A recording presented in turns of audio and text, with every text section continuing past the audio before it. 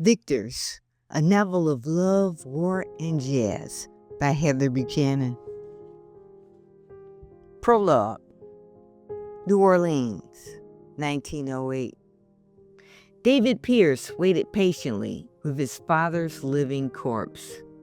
Seated on a dingy couch in the parlor of the family home, he fiddled with the sleeve of his not-so-Sunday best suit loaned to him by his cousin.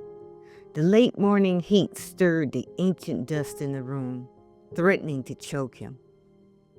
40 days to the resurrection, Nathan said through clenched teeth. David looked at the floor. He was afraid of what he'd see otherwise. Yes, sir. Across the parlor, Nathan watched his son out of one droopy eye. Only a blackened shell remained of one of the city's greatest piano players. Heroin coursed through his veins now, bypassing his shriveled heart altogether.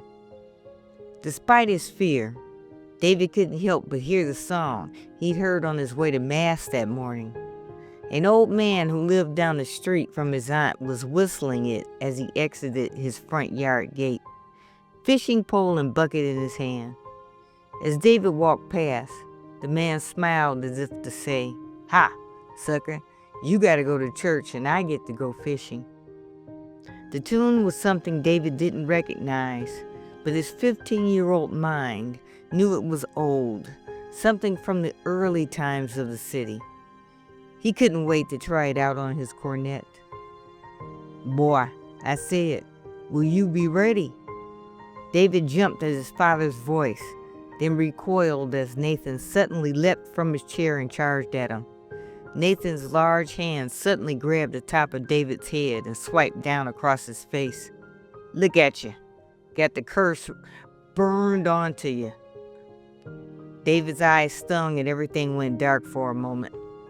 He realized he still bore the ash cross from Mass smudged onto his forehead by Father Charles. David had gone straight into his father's house after service. He was not much of a churchgoer, but he'd hoped the Lord would appreciate the visit before having to face Nathan. David's eyes cleared as Nathan tottered back to take his seat in his creaky chair. Behind him was his old upright piano. The keys still looked pretty clean, considering the rest of the disheveled room. Nathan turned the chair around and started playing an old ragtime tune. "Come here, boy." David scrambled to stand at Nathan's side. He watched his father play masterfully, as always. As he played, Nathan appeared to drift away to another world. "Why you here?" Nathan eventually asked. "Your mama know what I said." David gulped. "Mama real sick. I don't know if we can afford to keep living in Harlem." "Who told y'all asses to stay up there?" Nathan asked. He continued to play. David was stunned by the question. He felt anger rise up, but he swallowed it. He wiped away an ashy tear.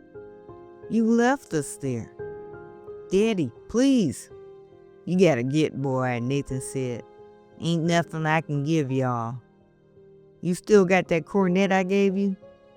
"Yes, sir." Nathan stopped playing and swiveled on his son. His eyes were black holes. "Sell that."